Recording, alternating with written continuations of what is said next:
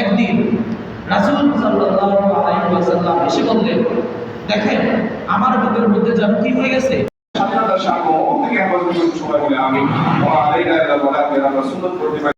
শুধু আমার হাতে আর কিছুই নাই, আমি বলে রবিউল আউয়াল মাস কি মাস? রব্বানিয়ুন বলা হয় যারা রব ওয়ালা, আল্লাহ ওয়ালা। রব্বানিয়ুন কোরআনে আয়াতের কত অংশ রব্বানিয়ুন রব ওয়ালা, আল্লাহ ওয়ালা।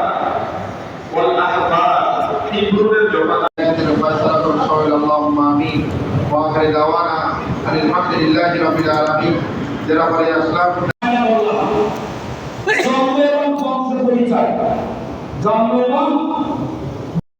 আফসোস করতেছিলেন যে আমি নবী সাল্লাল্লাহু আলাইহি ওয়াসাল্লাম এক হাদিসের মধ্যে আল্লাহ নবী সাল্লাল্লাহু আলাইহি ওয়াসাল্লাম ফরমান